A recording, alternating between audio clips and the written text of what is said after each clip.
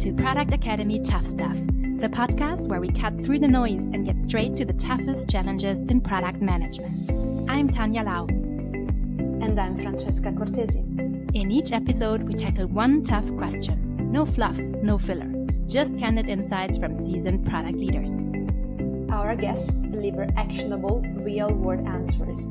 Whether you're an experienced product leader or just stepping into the product world, this is your go-to podcast for sharp, tested advice, condensed for your busy schedule. One tough challenge, practical insights, short and real.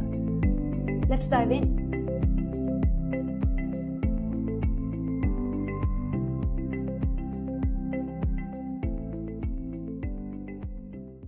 Hello, Basti. Welcome, and thanks for joining me today.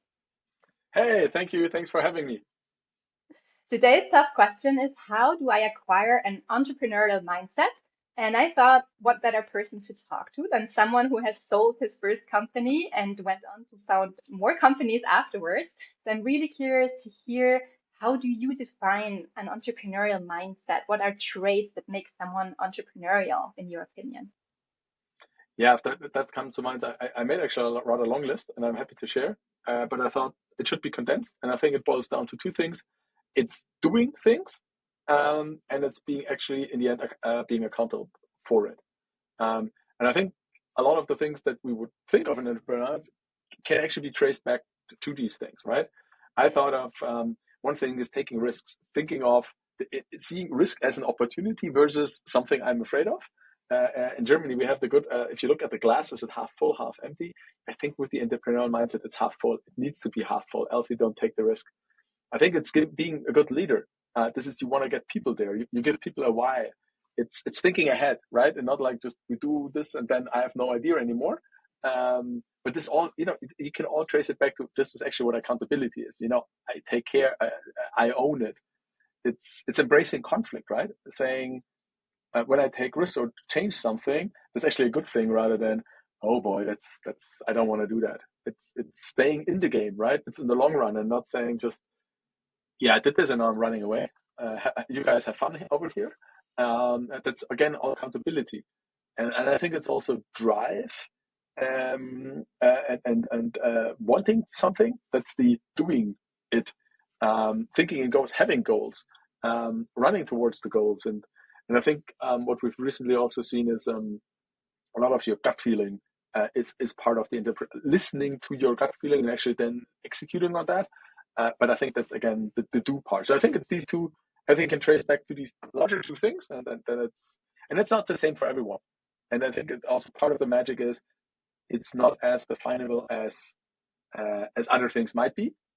We've seen this with when the Airbnb guys did the founder mode talk, that they're describing something people can't really grasp and can't really 100% define, but they know there's something better out there. And I think that the entrepreneurial mindset is close to that. Founder mode and applying it still at a large company. I think that's what the Airbnb guys were all about. So that is my sort of working definition. So many things to go deeper on, and let me save some of them for later, including founder mode. I can see how someone who is actually financially very involved in the company, like a founder who has a lot of skin in the game, how all of these things apply to this person. And now it's maybe interesting to also look at someone who is employed in a company, because of course we all do something and most of us are accountable for something in our job. So what makes the difference between someone, an employee who is not so entrepreneurial in his or her mindset versus someone, an employee who is entrepreneurial, in your opinion? So if we go back to what you just said, how does that show for someone who is not a founder per se on paper? I think you don't have to be a founder, and actually don't relate to being a founder. I'm not even sure if it relates on you're financially involved. I think it more relates to how do you act and how as you are as a person. In any situation, I think you can show accountability for your actions. And if it didn't work, I go again and try to fix it, right? I mean, we show accountability in our private relationships. Will I follow up? Do I reach out if you're feeling bad? It's a way of acting. And And I believe the best entrepreneurs are not motivated, or entrepreneurial mindset is not always motivated by where you can get money out of it. Certainly that helps, but I think why it really helps is because you feel this ownership. It's more of the ownership thing, and the way we measure ownership often is in euros or dollars or whatever. So I think you can act at any level. You can act like also in a society, in a, I don't know, where you're in a private thing you're doing. I think just the problem for employees is often that it's not as rewarded as is maybe as a founder. But I think still a lot of the things you can do, and it's more of a trait we should teach people, a way of behaving rather than a way of rewarding people. Let's talk about how you can teach this in a second. Maybe one thing that is interesting to see or look into before is what kind of environment is needed for someone to act in an entrepreneurial way. Because you just said it's about being proactive, it's about taking ownership and taking decisions, moving them forward. What I see in practice often is that it's not so clear often what people are really accountable for. It can be blurry, it can be contradicting or overlapping with other departments, at least in product, I see that all the time. So do you have a couple of things in mind that that a management team can put out there or make sure is present in a company so that people can act in an entrepreneurial way? Let's quickly drive to the accountable thing. I see it differently. It's not like the accountability you are given, but you are accountable for what you do. So this is, even if you have no one gives you accountability for anything, you can still act accountable and say, I told you last week we're going to ship next week today, and we didn't. So I went out and told everyone that we didn't. Maybe no one's blaming you. No one said it's on your job responsibility to communicate, but you act in a way that it is. And the question is, how do you create such a mode? What always works is as a role model. The more people higher up in the org lift this up and communicated about it, the more people feel empowered to act like that. Everyone's imitating their leaders, so I think that's an easy one. But no, that's a simple solution, but a very hard one. Another way is creating having other people in the org as role models, not necessarily in the leadership, but throughout the org and promoting that. As a leader, while you might not be able to live it all up, you can put the spotlight on people that behave in the way you want to. I think if you want to behave like that and your org maybe is not, maybe you as a person can find peers where you're building a accountability group, I don't know, we're sharing experiences group outside of your org where you could just get something where this is appreciated, how you act, even if it's not in your company. Yeah, I think that's the things I had. And I Totally mean, just to finish with that, I believe you will have long-term success. You will be better off long-term if you behave like that. Maybe not short-term, but it's a long-term play. And even if you don't get ahead in your career tomorrow, in 3 days, or you will. That's a very important point, and I agree to that as well. I think it's a long-term game for sure. And I love what you said about rewarding people for being entrepreneurial and acting entrepreneurially. I really believe, and I got that from a parenting book actually, that kids, they never copy or do what we say, they copy what we do, right? And I think the exact same is true in a company. And so I think by acting entrepreneurially yourself and rewarding and promoting people for doing the same, you're creating a reward system that works even without proclaiming it just in your values. However, I think that the other side, the other component that I think is important, and you mentioned that before, is how you think about and how you deal with risk in a company and how transparent that is. Because people, in order to be proactive and to take risks, they also need to know how much risk am I allowed to take, or what could happen if I fail potentially, right? What do you think about that? Yes, I think that's a harder one because it's hard to quantify what is acceptable risk. You as a founder, maybe as a leader, you do that based on gut feeling. What is a smart risk We don't know. What I've seen work is that you actually celebrate risks independent of outcome, or even sometimes failures. That's what people do. What you could do is also that people get a money discretionary they can give to people they thought that acted in the way. For example, they took a risk. And I think it also helps in showcasing how, I mean, you just have to act in that way. Like if people took risks, oh, it was too much. Okay, I'll tell everybody, but nothing, no one gets punished or something for that. Also, on that note, I think it helps if you are vocal about as a leader, what is a smart risk to take and how to think about it. I like a lot from engineering the blast radius. See if you're looking at this, what is the worst thing that can happen, and this is the way how you think about risk. Just go. It's maybe not a smart risk if there's a fair chance that our company goes down. So maybe we should just tell this with 1% of our customers, and yeah, okay, the worst thing that can happen, we're losing 1% of our customers, but just not the whole company. Which is hard as a leader. I mean, this is what founder mode goes. Actually, they basically go in and say, Meta is doing a risk that, I don't know, the metaverse works. There's no blast radius really. He's betting the company on it. And this again can yield great rewards, but I think that's hard for an employee. This is why they're looking for founder mode in management.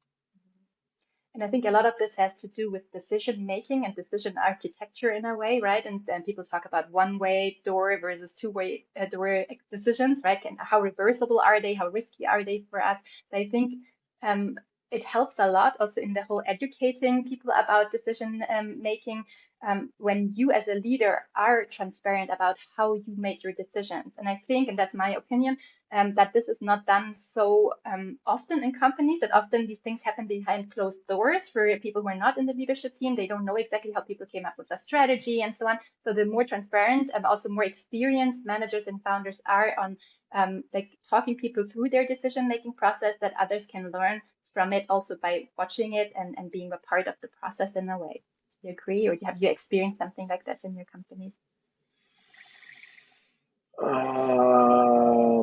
I don't know how that easy is, because it takes a lot of, you can speak about it in a high level. In details, I think it also quite a lot of effort. Like if you do your strategy, a lot of information needs to go in, and to bring everyone up to speed to all the 15 options you took to then came up with that one. That I'm not 100% sure if this is worthwhile. Often a lot of this is also take on gut feeling, where I think where I don't know if it's actually helpful to say. Well, it's a complicated thing because you also want to believe, even if you take it on gut feeling, you want to believe the magic. We did a lot of research, and everyone wants to follow it. So I think it helps to say how you came up with decisions. Do you need to involve people to the fullest extent? I don't think that makes you also slow, and also hinders sometimes more risky decisions, right? Mm-hmm. Yeah, I know where you're coming from. I think what helps is to show the trade-off. Like you don't need to involve people on every level of how you came up with your decision-making process. But I think what I've seen is that in many companies, you just get confronted with whatever the next step is that you're supposed to take, the entire company is supposed to take. But like, why did we opt for this branch versus that branch of, for example, an opportunity solution tree? I think that's super helpful to talk about trade-offs. And that's one way to help people understand how you size opportunities. And of course, the gut feeling, that's a very interesting part. And I'm glad that you're bringing it up because it's something that people shy away from, especially in a very data-driven culture, data-informed culture. It often has a bad reputation to talk about gut feeling. And I think it's totally important. And it's a very complex thing that a lot of information also gets processed very fast. It's not like it's just random picking of options, right? Well, let me rephrase. I think product is different than company leadership. I think in product, you can, an option tree, whatever we're doing, you can be very transparent about it. In a company size, not always. Shall we sell the company or not? Shall we lay off 50% of the company or not? This is where, oh yeah, we had these two trade-offs, and we, by the way, didn't decide for that. There's stuff that comes up. So I think there's different, again, it's also the blast radius and how reversible is this. If everyone in the company knows that you're thinking to sell, that you're avoiding bankruptcy, that whatnot is happening, this is something where not everyone is comfortable dealing with. Yes, I agree. And a And product even, decision is a much more emotionally detached exercise. ooh, there's lots of emotion in product, but I know what you mean. But And it's also, a different. It's not fear. I know. Is the emotion. Yeah. I guess what we can say is that even like the decision about how much information to disclose to your company and employees about the decisions that you're currently making at leadership level, even that decision is an entrepreneurial one, because if you want to share it, it has a certain risk attached to it, right? It can lead to Yeah. panic, it can lead to people leaving, it can lead to this information leaking. So I think even like how much information you share is you can take an entrepreneurial view on that as well.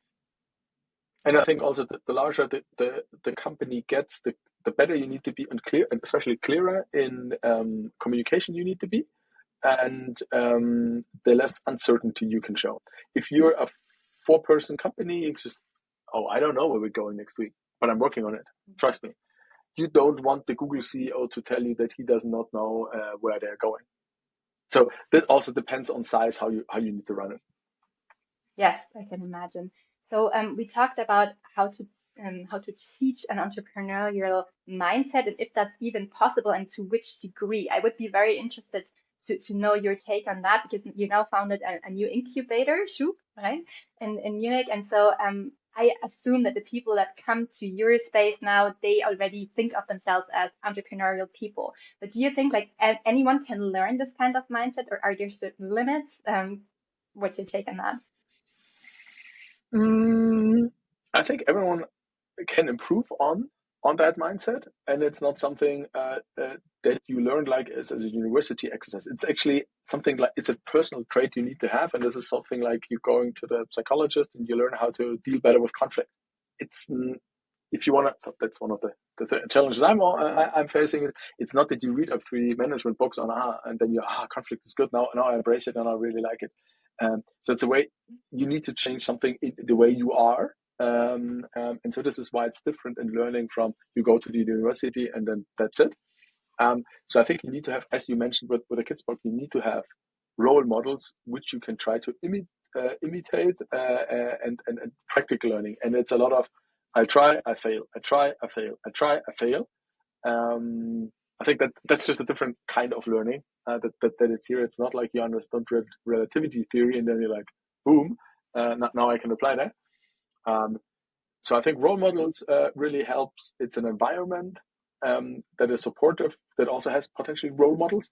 I think it's infectious. The more people like that, I can also do that.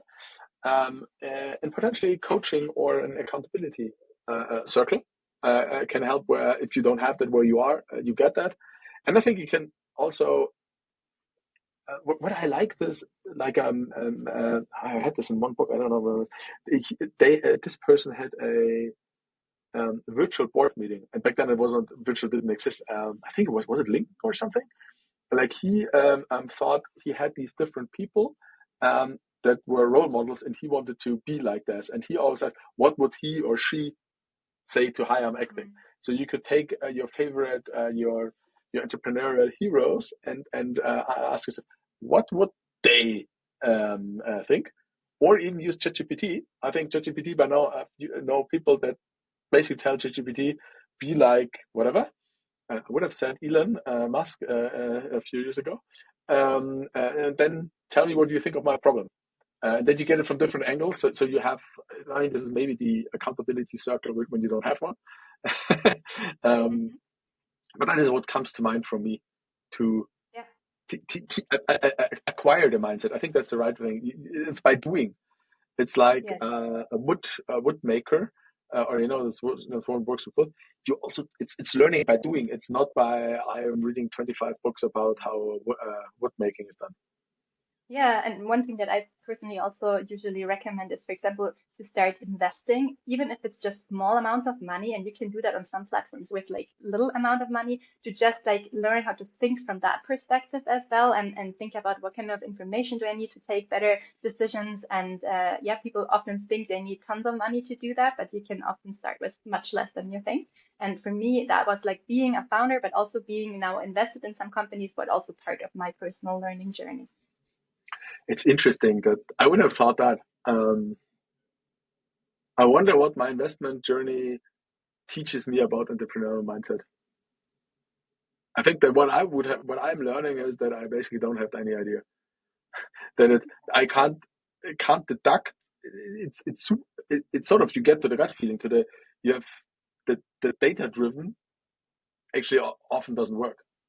At least if you're Yeah. doing business angeling, and Yeah, there is but no I data. think where it's useful, I think, is it gives you a chance to practice decision making on your own terms, because there you can invest, you Mm, can take off your money, you can go through that cycle more often, and you can always do mm, that under a lot of uncertainty, because it's always under uncertainty that we have to take decisions, and you are accountable for yourself basically. So you can create your own learning journey there a bit, I think, and just yeah, it's even if you interesting. don't have that in your company at the moment. So that's why I'm saying like take ownership of that in your personal life as well. Yeah, Yeah. yeah, yeah, yeah. Interesting. Cool. That's a cool aspect. So a last part that I wanted to touch on is like you have hired a lot of people in your previous companies, in your current company, now you're hiring for your incubator. So are there any specific questions that you ask people when you try to detect whether they have the entrepreneurial spark in them? Is there anything that you ask them usually? I think what works well is for them to describe what they did, sort of, and ask where did you take ownership, and then like how did you solve that, and then what they're telling you. Um, um, you can even say like when did you take a risky decision, and when did you show accountability? Or I don't know. You want to check on those, and then have people tell you stories. Hmm. Yeah. Um, I think that's what I see it most strongly, and then I'm looking at the body symptoms they're showing. Like, are they exhibiting passion? Do they say they enjoyed that time, or was it actually something bad for them? That also specifies the type of uh, uh, and I think what I'm not doing, what I'm thinking of is one could actually ask them which job offers did you have and did not take. So if you're Yes. looking at a negative selection, like if you would go Yes. big corporate and they said no, I didn't take it because of X, Yes. that's also a very interesting one. That's what happened to me. I don't know if you know that story, but when I went to UC Berkeley, I had already signed a job offer by Siemens to join their global talent management. And since I studied comparative literature, that's as non-tech, as that non-entrepreneurial as it gets, right? So my parents were so happy when they finally had an employer that they could tell others about and they would know who that was. So when I told them, like, I'm not going to take that job, I'm refusing it to go found a company in Spain with a couple of Spaniards that I have just recently met here in in the US, they were like literally my mom was crying at the airport when she accompanied me to the gate. So they couldn't believe that I was doing that. But I think it's Yeah, those stories that shape you and forge you as an entrepreneur. And also I think there's so many different ways to be an entrepreneur. You often have a certain mental model of what an entrepreneur is, but like I went through different stages from like bootstrap to incubator to like joint venture, and now I'm a solopreneur in part-time. But there's so different ways to act on your entrepreneurial spirit, and I think you just need to also find and stay true to you, who you are and to your life stage, and find the way yeah. that this works for you. But then it comes down to, I think, the mindset that you do it. I mean, as an entrepreneur person, you have to do something. You're not sitting there. You're saying, okay, now I'd like to raise a family and build a business. Okay, what is the solution? I'll find one.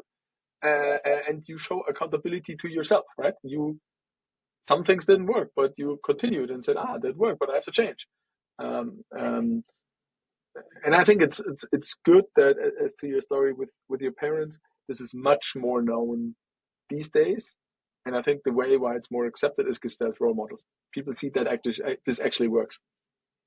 Yeah, absolutely. And I think the last ingredient that I would throw in our conversation now is the topic of resilience. I think just next to like proactive drive and dealing with the risk and all of that, I think you also need the resilience to go through tough times, which all of the entrepreneurs usually have stories to tell about. And that is also who shapes you. The people who come back to the table after they have had a fall, those usually are in it for the long term and not just for the sunny days. Yeah, yeah. I was thinking if to put this in or not when I thought of it, and it's so hard to measure resilience. I feel I'd rather look at it at the I'm accountable, and if it doesn't work, I continue. and the drive thing, like sort of what's the external thing I can observe rather than I have no idea. And I've witnessed different ways of resilience. There's people who have it in them and nothing can throw them off. There's other people that act super resilient at work and at home they cry. There's all these different, Yeah, so I don't know what it is. And how do you become resilient, or different ways of like delivering resilience? Because what we're looking for is that you go through it and that you follow through. That's yeah. Mm-hmm. And I think it's also about what happened. It's also about how you create a life that allows you to be resilient.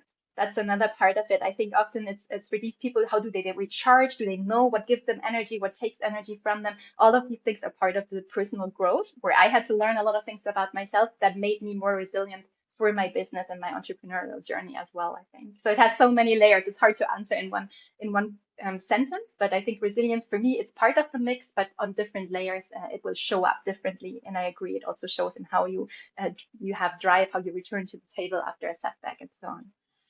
Yeah, maybe I would add to the thing you act accountability on who you are as a person today.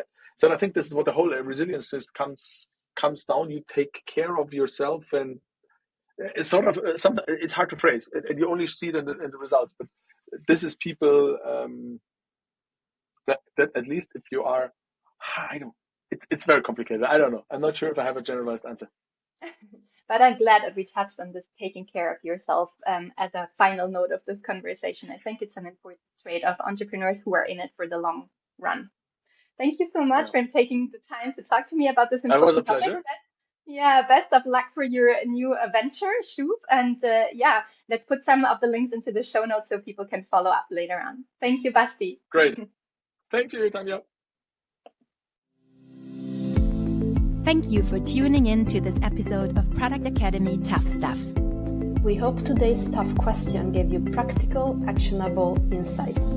If you enjoyed the episode, do us a favor and leave a rating or review. It will help us grow the podcast and make future episodes even better. Got a question for us?